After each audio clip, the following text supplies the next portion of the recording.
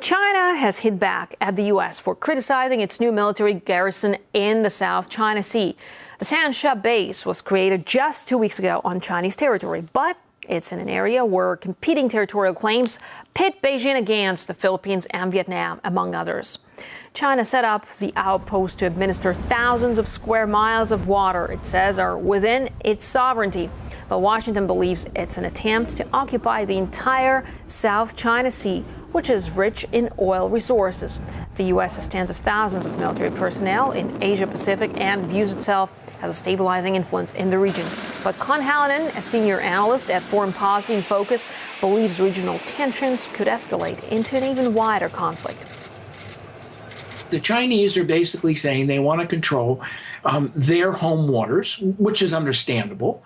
And I also think that they want to be able to project naval power to ensure their energy supplies, which means that they have to have a presence in the Indian Ocean so that they can get supplies from Angola, from Sudan, from the Arab Gulf, etc. In this case, this isn't a particular act by the Chinese. It's sort of, the U.S. is kind of pushing all of the buttons right now in Asia. And it very much feels a little bit like the Cold War did, say, in the mid-1950s.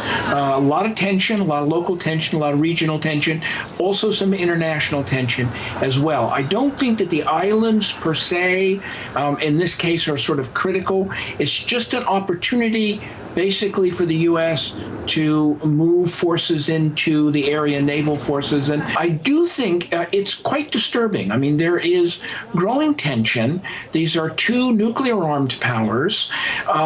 This is not in the interest, not only certainly of the United States or China, but for a lot of the other countries in the region, because one of the things that's happened is a lot of these countries have started to up their military budget. These are not countries that can really afford to spend a tremendous amount on military spending. In a sense, I don't think there's any winners here.